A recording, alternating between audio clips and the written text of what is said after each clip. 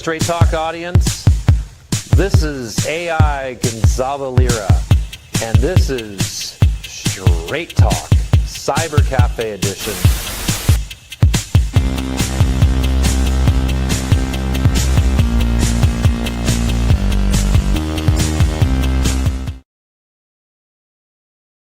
Hey, what's up, guys? How you doing? Welcome to an edition of Straight Talk with Professor Red Pill. Haven't done one of these in a long time, probably months, because we went to the format with Liberty Report with Adam Maxwell. He is on sabbatical for a week, so that's why we didn't have a Wednesday podcast. He'll be returning next week on Wednesday. But today's podcast is about the Brave New World disorder, our current dystopian society that's happening in real time, similar to Huxley's Brave New World, parody to that, so to speak. But I'm here with Swen, who's longtime contributor to the podcast, since we started on Rumble. Now we're on YouTube, so take it away. Swen, introduce yourself. Hello everyone, this is Sven. Yeah, some of you might remember me from many months ago when we used to stream with Professor Red Pill and Lupiter.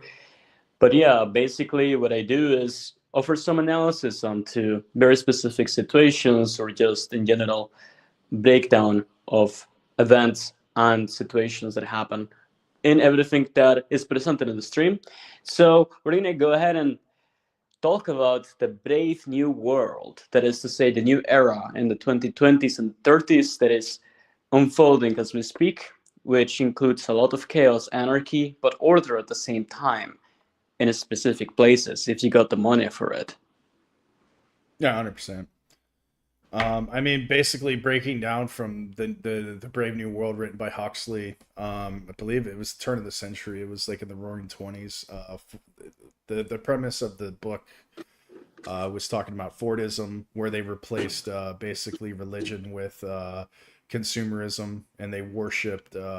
They replaced God with Ford, the Ford Motor Company, and capitalism. Not necessarily capitalism, but just corporationism is basically the premise of it. So they worship corporationism, and things referred as Fordism. So people would say, instead of saying God, they would say Ford.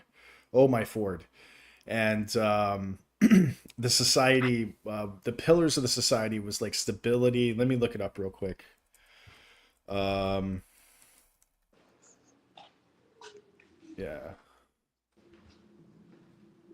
Yeah, it was stability was one of them. Hold on one second. There it is. Stability, community, and identity.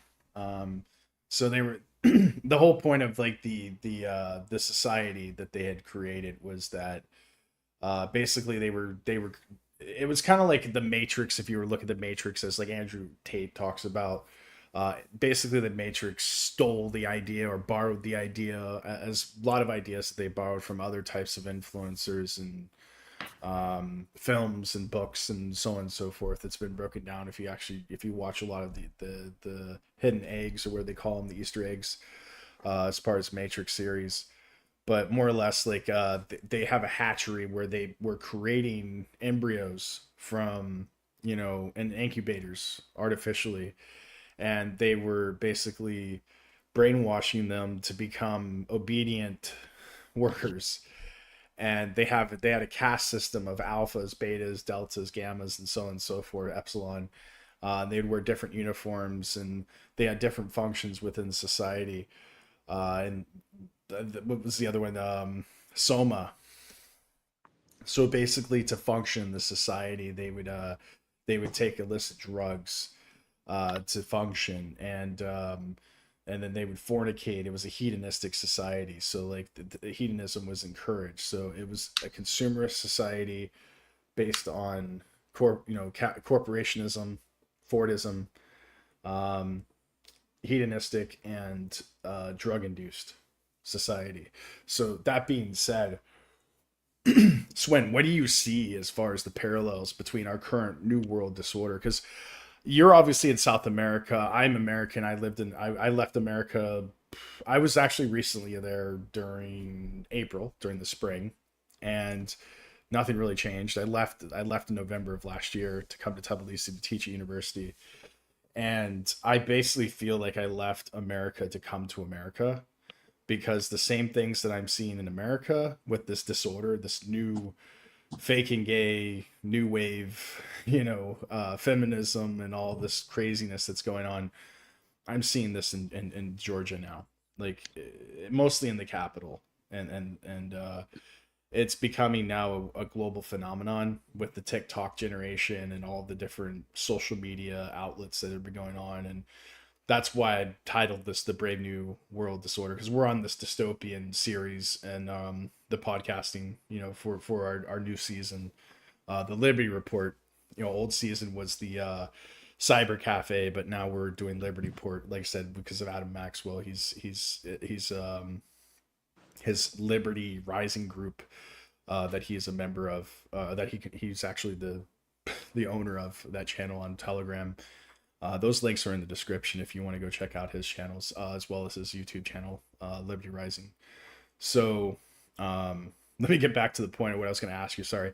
So that being said, what do you see in South America as far as like dystopian? Do you see a lot of similarities between the United States and what's going on currently in the Western English-speaking world? 100%, 100%. Okay. So in this city alone, which is the capital of Peru, we have 1 million plus people that are young, that are unemployed.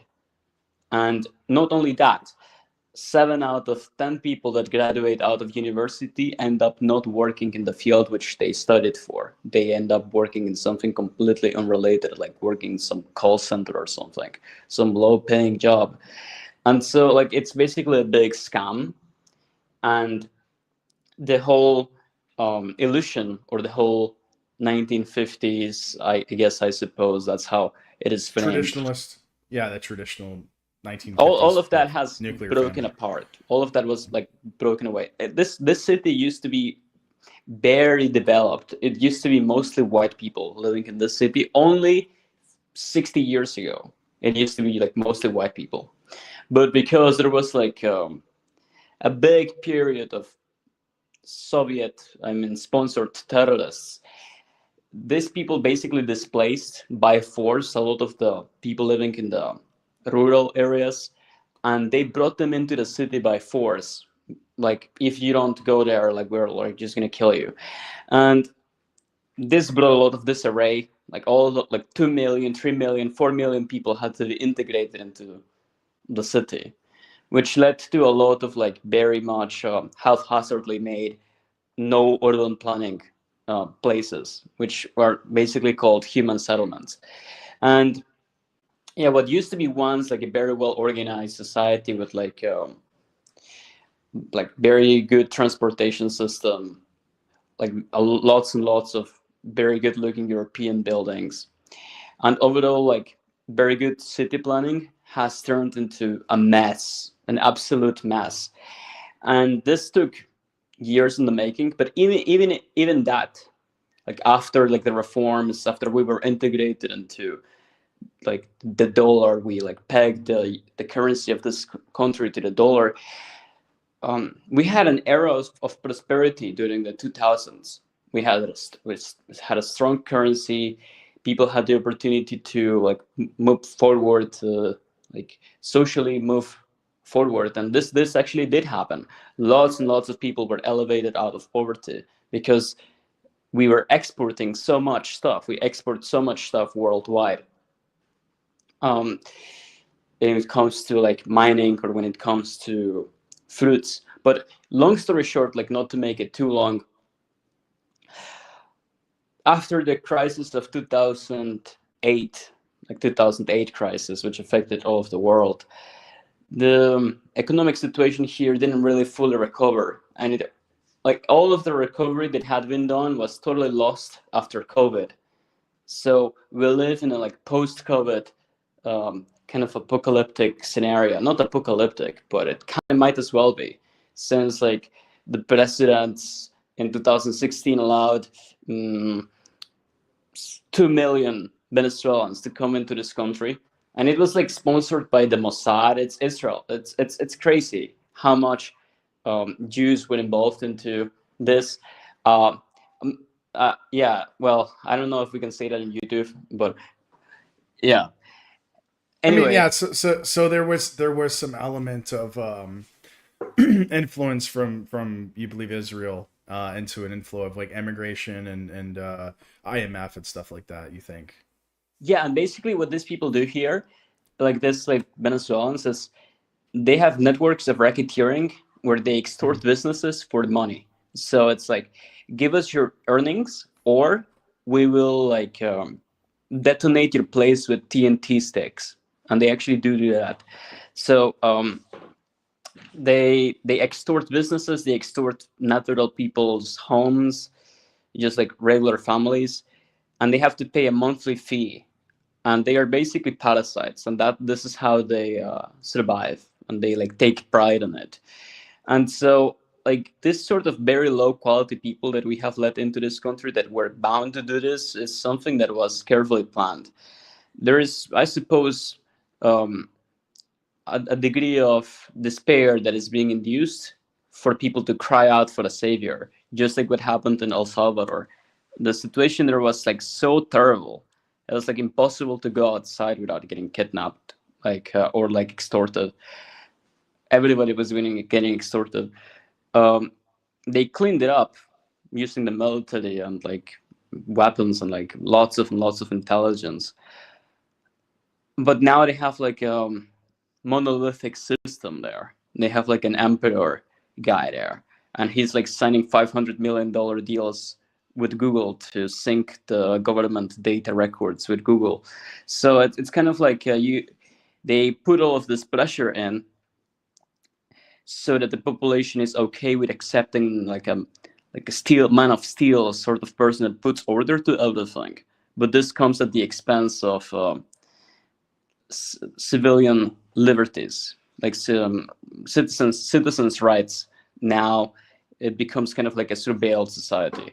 I'm not sure if that's what they'll do here, but let's just say that there's a lot of chaos being put into this place, and that is just the dimension of race and crime and economy.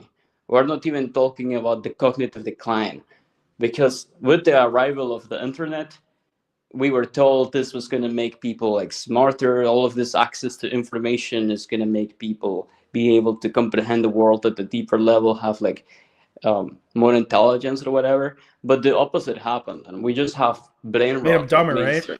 Yeah, they got Yeah. dumber.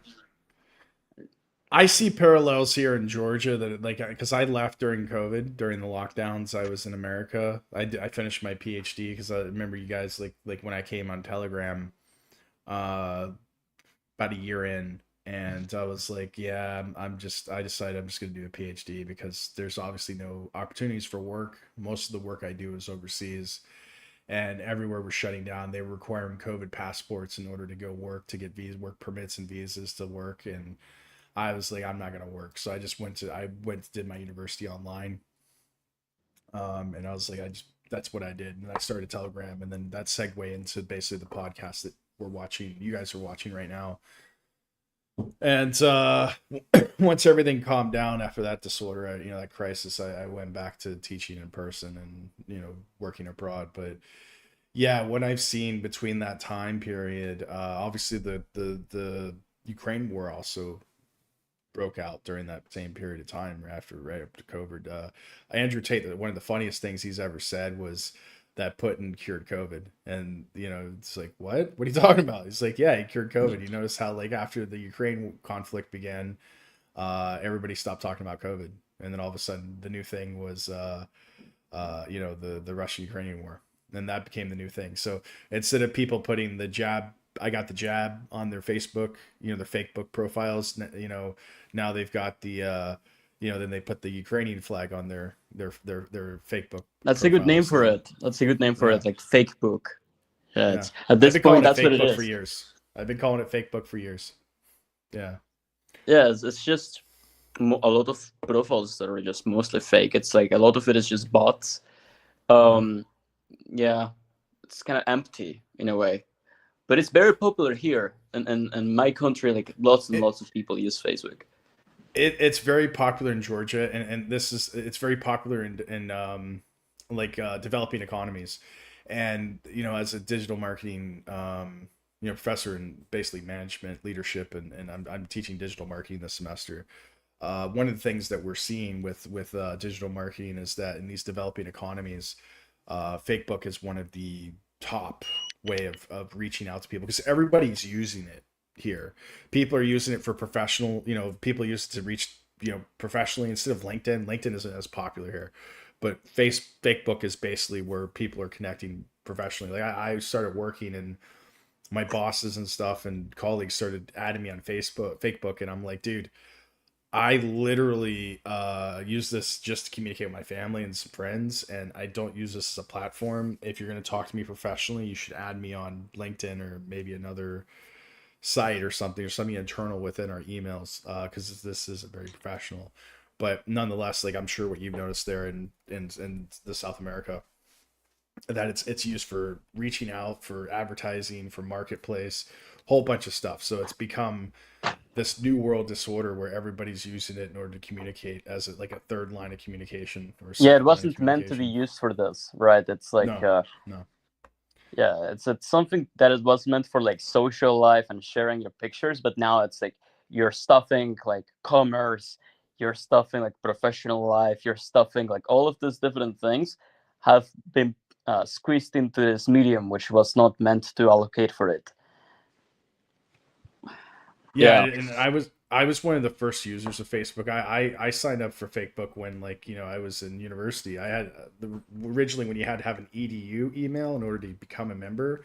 That's how early I was on Facebook, and it also kind of tells you my age too, because it was in college. So nonetheless, like I was deplatformed during COVID. Like they basically deleted my Facebook account. They banned me on YouTube and on Twitter. I got censored on Twitter. And it happened all the same time.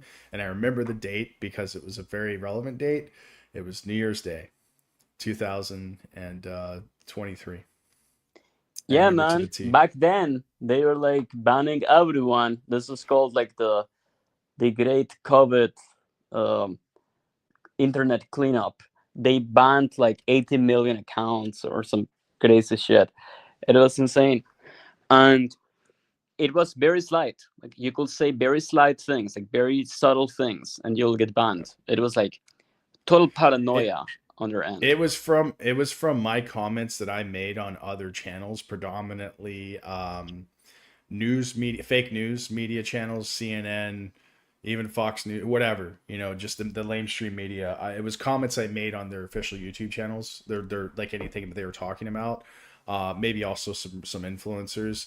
And when I asked them why they banned me on these platforms, they said because of the comments you made. They said it directly, as a no F's given, just because of your comments.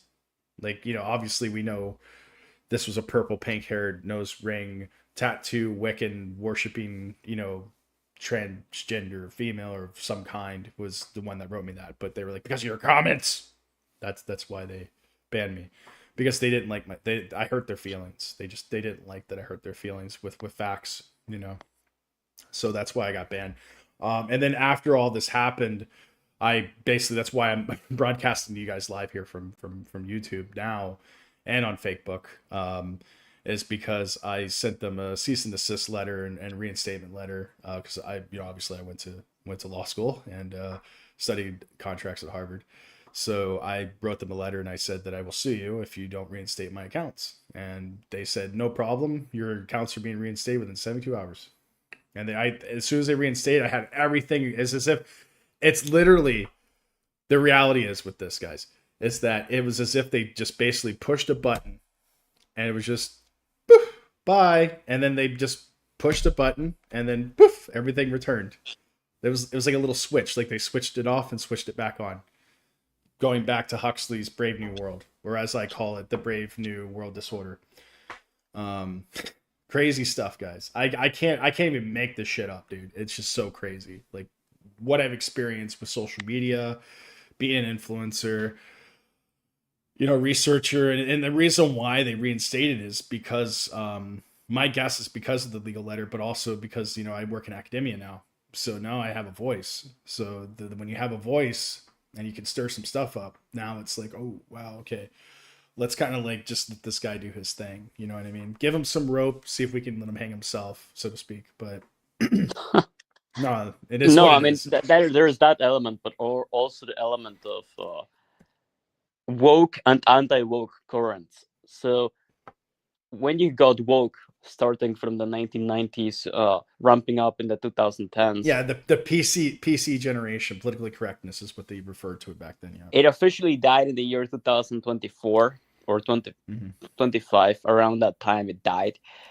Um, it's absolutely dead now. Whenever Mm-hmm. Trump got elected as president, that was the end of Second woke. time. Yeah, the second time. Yeah. What do you mean by the Yeah. second time? Yeah. I mean, they fought back a little bit under the Biden regime, but like, you know, it just as soon as he got elected again, yeah, for the second time, it's kind of they kind of knew like it's over, and that's why you're starting to probably see a lot of the pushback right now with and I don't want to bring it up because it's another new thing because now the conspiracy theories are coming out about this as well with Charlie Kirk and stuff. You know, God rest his soul. I never followed him.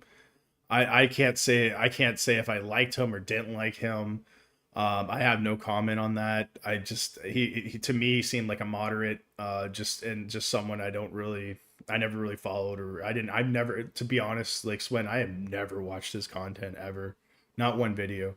I didn't even know who the hell he was. Like when Mad Max told me, like we just finished a podcast talking about this dystopian stuff, like and about the young, you know, the Ukrainian refugee that was stabbed and murdered in a train by some animal. And we just got off that podcast and like finished it. And he's like, hey, dude, Charlie Kirk just got assassinated or shot. And I'm like, who's Charlie Kirk? He's like, Charlie Kirk. I'm like, I don't know who this guy is. He's like, he just showed me a picture. Oh, okay, I know who you're talking about. I don't follow him. He's one of Ben Shapiro's type guys. And I don't really like Ben Shapiro or Steven Crowder or any of that. Yeah, As you guys know, that followed me. he was basically like someone that will debate people no matter who they were. Like if you were like a total like Groiper Nick Fuentes fan that doesn't like a certain demographic that supposedly controls the world, then he will even debate with you. And like it he was basically just saying, well, he was basically just running cover for um, Israel. That's all he did. I mean, like that was all of his job. Was so I mean, just APAC. We'll just call it APAC because that's basically what it is. He's an APAC guy. That's about it. Yeah, we'll leave it at that. Yeah. And the guy, unfortunately, is you know, God rest his soul. Like I said, you know, I think you know, he did. You know, it is what it is. I mean, he's an influencer. We should have the right to have a soapbox. We should have platforms to at least, you know, even if we don't have you know, people should be able to just speak their mind. That's the reality to an extent, you know what I mean? To an extent. But, I mean, you go back to Pam Bundy, she said recently, officially, or I guess like on public record on the news, there's free speech and then there's wrong speak. I'm quoting her word for word. I don't know if you heard about that. Who said this? Segueing into that. Pam Bundy, the Attorney General of the United States, the second most important person in the. And this is the one under Trump. Yeah, this is the same woman that was the Attorney General. Oh, that woman! I saw that video. She's the same woman. Crazy. She's the same woman that was the Attorney General during the Epstein arrest and persecution in Miami-Dade County. She was in charge of that. Yeah. And she all said of these people are crooks, man. Yeah. They're all crooks. So I make fun of Trump all the time. I mean, it's like, some things is like some policies, like, yeah, okay, he's doing a little bit of effort. He's doing some things here and here. But at the end of the day, who knows what his agenda is? You know, these people are in positions of very, very, very powerful positions. They're helping somebody or somebody's making money or whatever, you know, it is what it is. I don't want to get too far into the conspiracy or anything like that, but you know, it's just, it's like, George Carlin, you know, you'd always say it's a club and you're not in it. That's how it is. I mean, it's just, it's nepotism and it's just the control of, you know, and like I said, I'm not going to get into any groups or people or Rothschild or any of this crazy stuff, like theory stuff. We could save that for, our locals podcast that's going to come up shortly after this that we'll be segueing to in about 15 minutes. We can get into that schizo stuff there. But for the most part, like I said, it's just, yeah, it's power and influence. So this is politics 101. This is business 101. It's just business at the end of the day. Even politics, just understand it is, it's just business. You know, the art of the steal. I mean, art of the deal. So, I mean, it's just, it is what it is. Don't take it personally. It's just business. Ukraine war. I mean, JP Morgan's funding both sides. The Wagner Group on the Russian side is they're transferring their EFTs and their money transfers and some operations of funding. They're also funding the American side, with transfer of funds into Ukraine. So I mean, like I said, it's just business, guys. It's just business, and that probably pissed off a lot of people that are in some of the groups that we follow and watch the podcast. But yeah, that's the reality. It's bankers war, and it's being funded on both sides. Innocent people die on both sides just because somebody wants to make money on the. And I'm not saying like political leaders or whatever. They're really just puppets at the end of the day. If you can justify, spending a certain amount of money from the taxes that you pay. Mm-hmm. Like so the citizen pays a certain amount of tax, and if they can justify taking 30% of that tax, and out of that 30% using 80% for military defense or for military expenses, and the people paying the tax are not even gonna flinch an eye, they're just gonna be like, okay, well, I don't really care, I'm not paying attention, I'm distracted watching TikTok, girls dance in front of me, then at that point they can just get away with it. Like, they are doing this because they know that they can get away with it. Nobody really bats an eye. Well, as you said before, the internets and TikTok makes you stupid, right? Quoting you on that. Social media makes you stupid. And porn makes you impotent.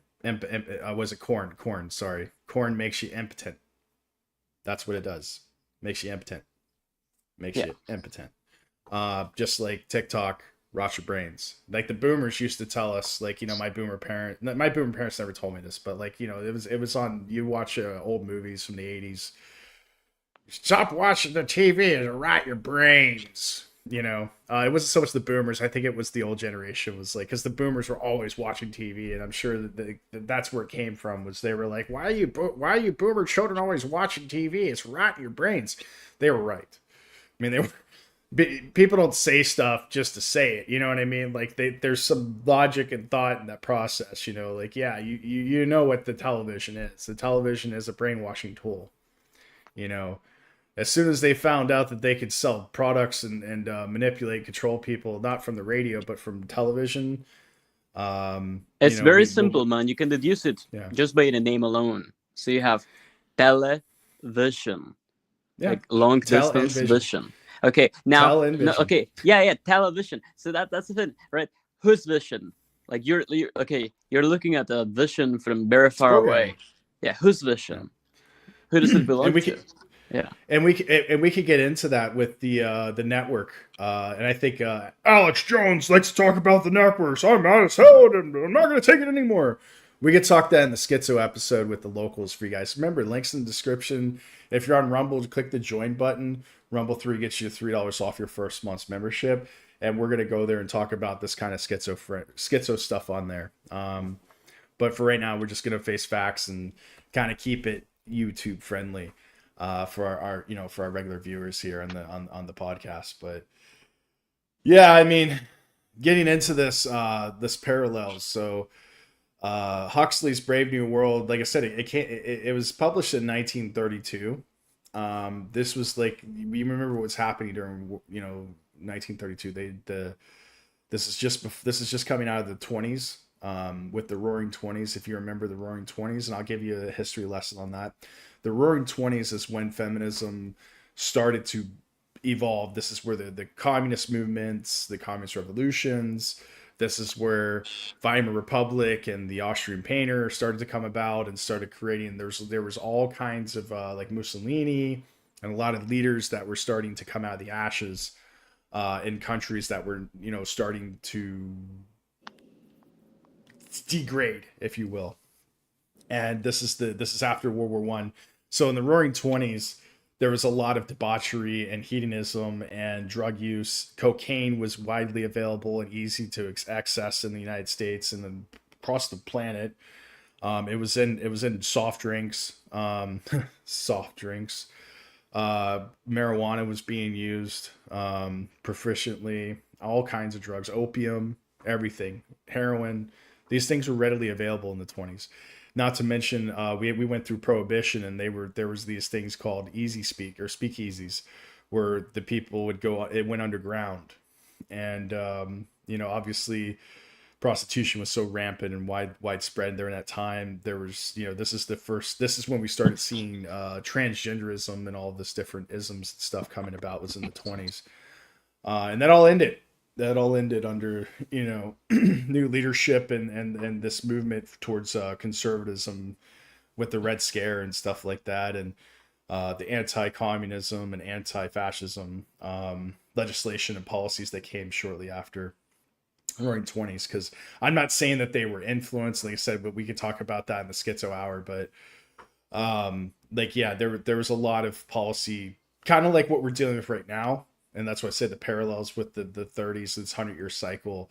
And Huxley predicted it, because he's not necessarily predicting it. He was basically just writing about the 1920s and the dawn of a new era, because during the 20s and the 30s, we saw massive industrial revolutions, technologically advances and revolutions such as this was the dawn of the internet age.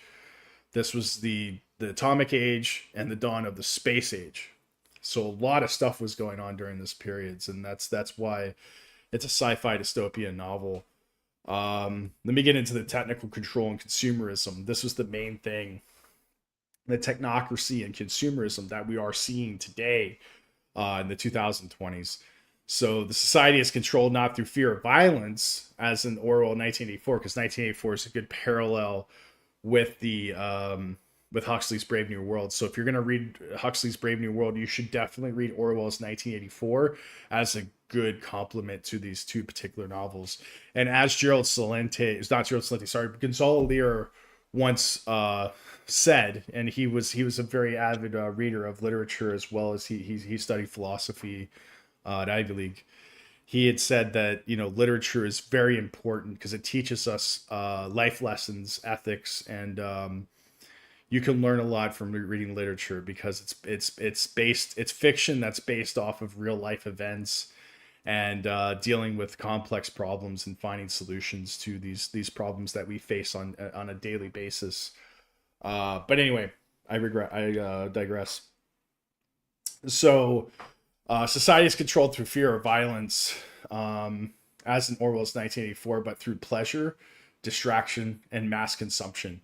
People are conditioned to desire new things constantly. Ending is better than mending is the quote that's often mentioned throughout the novel.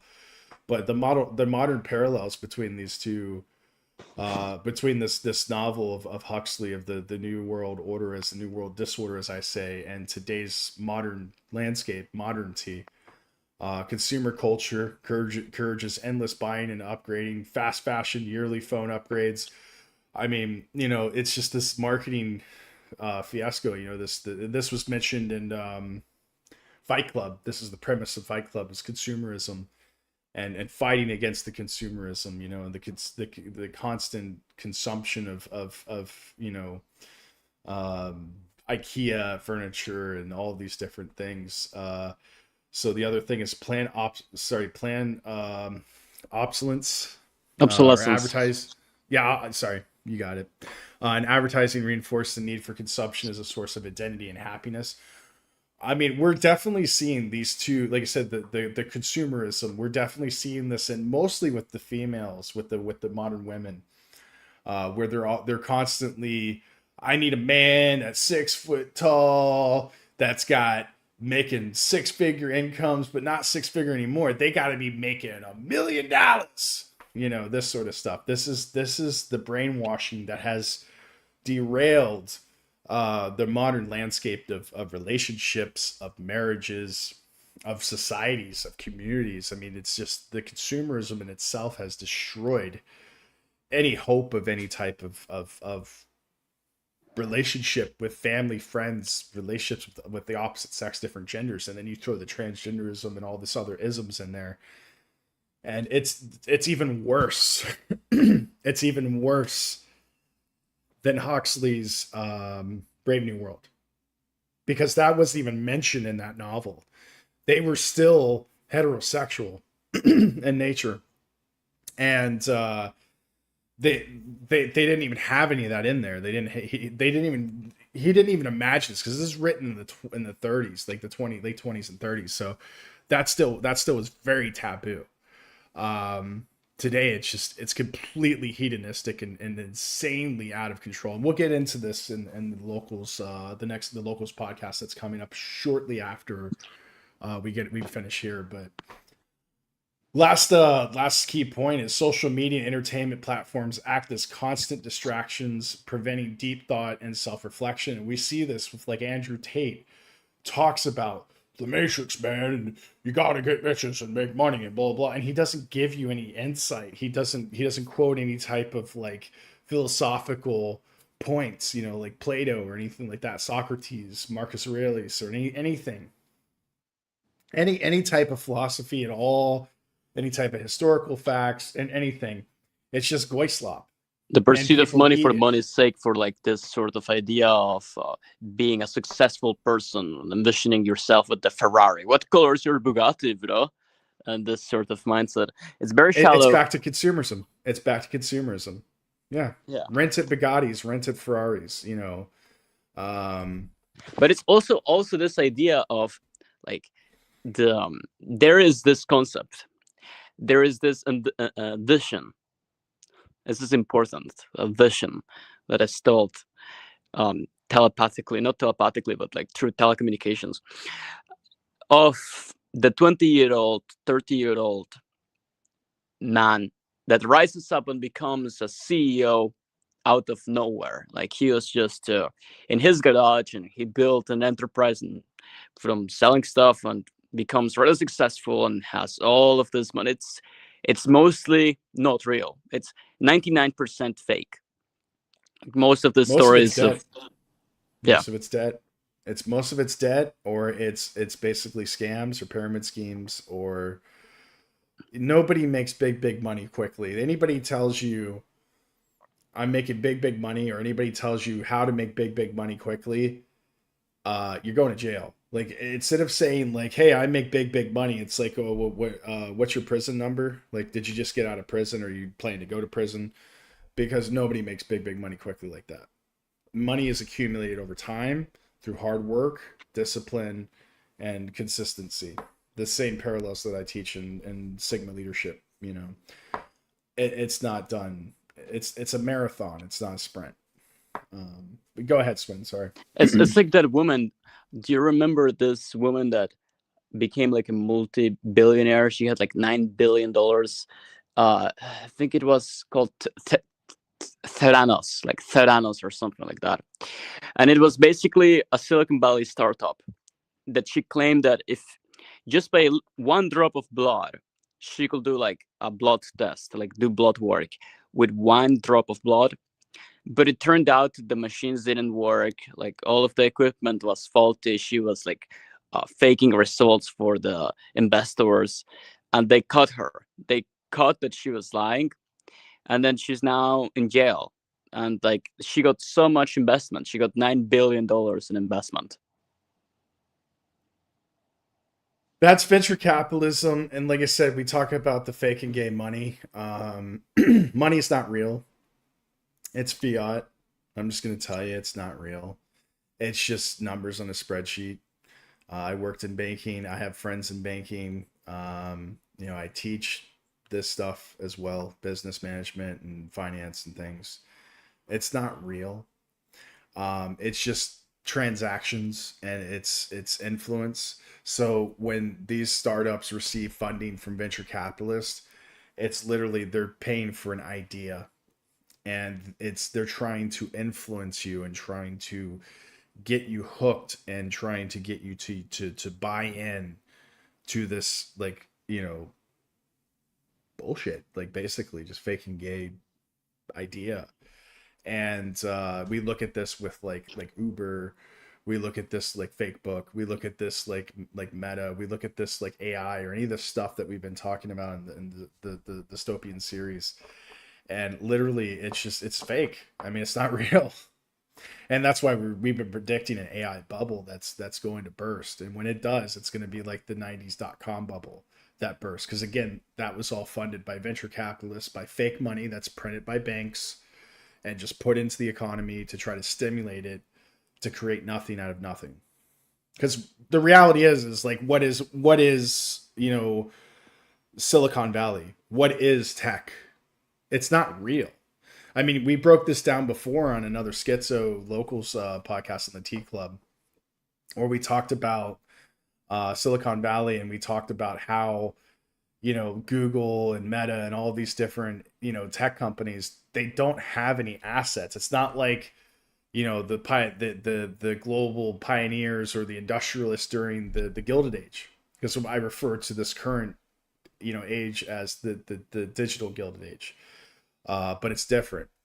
You see, during the Gilded Age, they had refineries, they had steel mills, they had factories, they had employees, they had machines, they had trains, they have an industrial capability similar to what you see in China today. Like you see, Russia still has, but it's archaic and falling apart. But they still have some industrial capacity. Our industrial capacity in the Western Hemisphere, predominantly in North America, is basically been melted down and sent either to China or has been used to make something else. It's gone. It's all been sent to it's decaying in Detroit, Michigan, which you can go on YouTube and just look up Detroit, and that's what happened to the manufacturing, to the real assets, to like real, like reality, not fake and gay, but like actual industry. This industry now is literally just some warehouse in the middle of nowhere where there's nobody living there, but they put a warehouse there for servers because the land's cheap and it's close to a major energy grid, so they can easily run this facility at cost. And that's your facility. There's nothing there. It's just a bunch of plastic and servers and energies flowing in and out of it. It's a warehouse. I mean, you could easily just empty it and put hay there or some type of like consumer good. But we see these huge like campuses like in Silicon Valley, like Google, like Microsoft campus in Redmond and Seattle. And it's just a very nice building full of some very intelligent people. And they don't produce anything, just software, just digits and code. I mean, can you eat it? Can you do anything with it? You can eat it. You can eat it with your mind. Yeah. Every time that you eat like some AI slop video, or even some video that you think it's real, but it's just like AI made. That's you eating it right there. They're feeding people it. It's easy to identify now, but they're gonna try to refine it and refine it and refine it and make it more credible.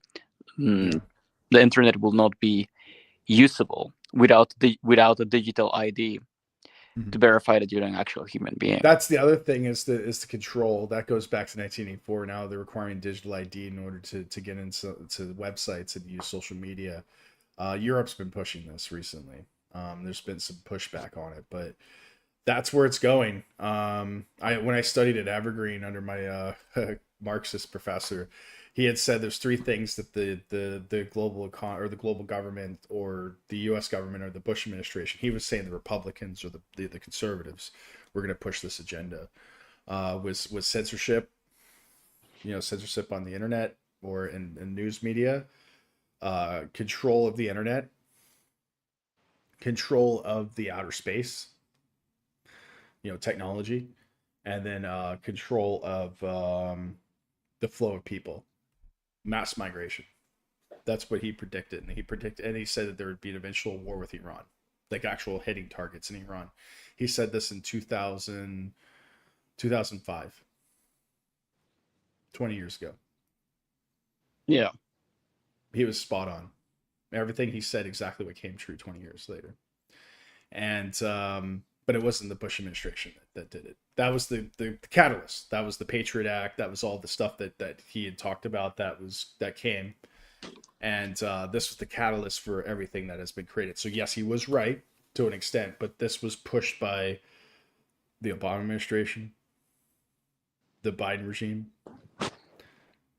Trump presidency and administration, and so many different administrations that came after that became more draconian, more authoritarian over time. And like I said, governments don't necessarily become authoritarian overnight. I mean, that's the reality. If you know anything about geopolitics, I mean, I studied it, I teach it, but I mean, over time, through small little tears, paper cuts, over time, totalitarianistic regimes develop, and then eventually you're in a totalitarianistic regime or a totalitarianistic government, and you're like, how did it get here? Well, it's like putting a frog in a boiling pot. It's going to jump out. So if you went straight authoritarian and straight totalitarianistic, the people will revolt almost immediately. But if you do it gradually over time, the frog will just boil to death. And that's where we're at right now. And the global economy, the global governance, predominantly in Western English-speaking countries, is we are at total totalitarianistic regimes. We're at complete and total authoritarian governments. It is in the UK right that now. is the case. What we saw with that video that we might play in like the other stream, but basically, this police woman, one was Muslim, the other one was a British woman, and they went and they were questioning, they were demanding for the phone of a little girl or like of a girl, because she had seen a post online.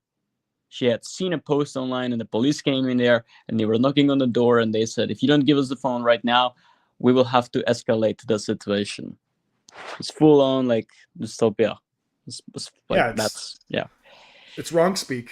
Like I said, when the Attorney General, Pam Bundy, who said that Epstein files are on her desk and she's going to look into it and release it, and then said, what Epstein files? We don't have any Epstein files. And then the leader of the free world says, Are we still talking about this Epstein guy? We've been talking about this for years. What about him? When she comes out and says there's free speech and then there's wrong speak. I mean, when she says stuff like that, I mean that it's done. That's why I'm not in America. That's why I left. That's why I'm overseas. Because at least this country is not as dystopian as America is, but it's not an English-speaking country, so that's why. But it's getting there. I mean, eventually it will, probably. Most of these countries will. Most of the world will become... They'll all comply eventually over time, I'm sure. I don't want to scare anybody, but I mean, it's... it's going to happen. It's not like it didn't happen before multiple times. Well, the difference here is that they strive to make it where there is no place of escape. That is to say, will be, and it's very cringe, because if you go to the UK, like this, they have this culture of shame, with the people that go along with it, anyways. So it's like, if you like offend anyone slightly, like make any sort of like minimal like sexist joke, like if you don't like publicly repent before everyone and say I'm sorry that I am such a misogynistic person, right, then you will like be like pretty much forced in jail or like socially shamed. Like they have this very disgusting like PC woke police enforcement. Go ahead. I'm just saying that goes back to Huxley's Brave New World. That's what they did. Like when John the Savage, I'm sorry, spoiler alerts, guys. When John the Savage came into the society, the leader of the hatchery of basically the guy that was second in charge of the entire civilization or that particular area, the woman that he had a child with, John the Savage, even though this society they don't have children, they're hatched in a hatchery. Everybody was laughing at him. And they were shaming him. They're like, you got a woman pregnant, and like, who is this woman? She like aged, because they have age regression to keep themselves young. Obviously, we'll get into this in the Tea Club shortly after here in a couple of minutes. But yeah, he's just shaming him. And then even John the Savage, like he was the voice of reason, logic, And this was discouraged in that society, and they were just laughing at him. And he just got to a point where, leave me alone. He exiled himself from society, and people were going on tours to see this man, to see John the Savage. You know what I mean? And like, he's a savage creature. Look, he's on display like a zoo animal. And people were just observing him like a zoo animal and making fun of him and laughing at him. And he was just like, leave me alone. I left the society for a reason, and that's what's going on right now. To close with this episode, that's what's going on right now, and the brave new world disorder and Western English speaking economies, as well as in the global governance, so to speak, is that anybody that's in opposition or is have some type of voice of reason is being shamed and laughed at and censored. And even if they exile themselves and leave the situation or leave the country or try to like pull a Sigma leader, and say, hey, I'm leaving the situation. I'm going to go do my own thing. I'm going to do some personal mastery and take care of myself. They're trying to shame and laugh at them. Yeah, this is what they did in the Soviet Union. Like if you were some 100%, sort of 100%. if you were some sort of Christian, or if you were some sort of anti-Soviet person, they will take you to a camp, they will question you, and they will guilt trip you. Guilt tripping. This is the chief thing that they do in the United Kingdom. They do guilt tripping. Like if you like, it's beta. If you are perceived to have broken any of this social consensus, whatever, like you are, like, look at all of the damage that you've done. Like you're being a misogynist. You're making women feel bad. You know how many women die every year because of misogyny? They kill themselves. Blah blah blah blah. Look at like this sort of like slight transphobic joke that you made. Like you know how many people kill themselves because of like being abused for being transsexual and this sort of stuff. And the guilt tripping is crazy, man. Like in these Soviet camps, they'll just like guilt trip you until you like started like praising Stalin. It's a humiliation too. It's like you will recant all of your beliefs, and you will succumb to the guilt trip. You will basically be made to feel bad. And they did this to me in school too. Like in some of the high schools that I went, like they will play this like guilt tripping complex. Like the teachers will, the female teachers will. It's disgusting. I hate it. Yeah. I don't do that with my students. I tell them my opinion based on logic, and I tell them what's their opinion. And I said, hey, I'm not trying to change your worldview or how you view things. I'm just telling you my side, and come up with your own ideas, what you feel, and based off of your logic and your reason, and that's it. And we can talk about it, and that's it. We both heard both sides, and this is how you speak as an intellectual, and my students resonate with that. And of course, I have their trust, and that it is what it is. Because they know I'm not trying to change their worldview or their viewpoint. I'm just listening to them, and that's what the Sigma mindset is. That's what the Sigma leader does, and that's the way it should be done. If you have any more closing thoughts, I just want to get some of the questions. DC 2004 asked a couple of questions, and I want to answer those before we leave. Go to the locals. But just a final point on Soma. Soma itself is very inhibiting. We do not perceive reality like we're meant to. We're not full human beings. If you're partaking in any sort of Soma, of the somatic aspect, in which they try to hack your biological responses to pleasure in any sort of way, you're living in a distorted view of reality that is much, much more shallow than what reality was for our forefathers, for the people that lived even just 40 years ago. I'll share like something related to that in the locals.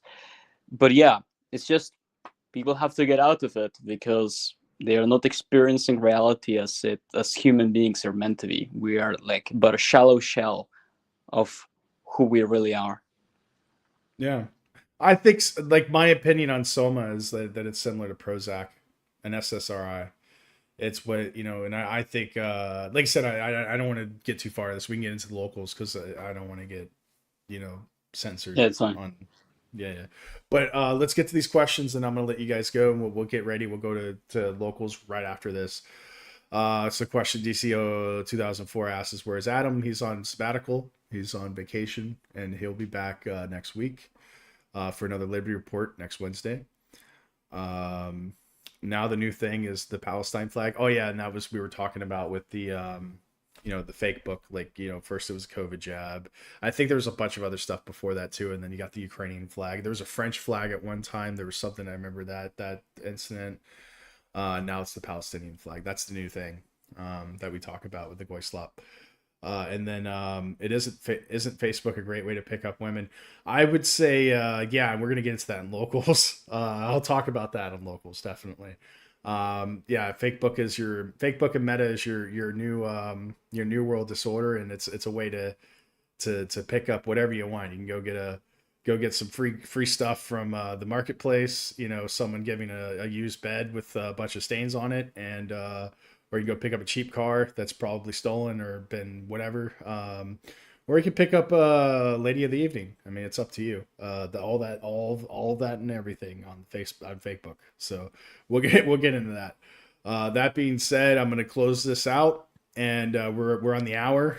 Good night, guys. Thank you for joining us. I know we started I started really late. I was supposed to start at about 9:30. We started like around 10:30, I think, or almost 11. No, about 10:30. And like I said, this was a special podcast for you guys because I haven't done a Straight Talk podcast in a while because I've been sticking to this Liberty Report for a while now. We'll return to it on Wednesday. We're gonna do some content for locals for our subscribers there, and come join us over there. Like I said, Rumble 3 gets you $3 off your first month's membership. It's like $1 for the first month. You can come check out all the stuff. My book, it'll be updated. I'm going to keep editing and updating it, but the book has been pre-published on there, the full book, with I think 11 chapters right now. I'm working on 14 chapters right now. Hopefully it'll be 15 by the time I'm done.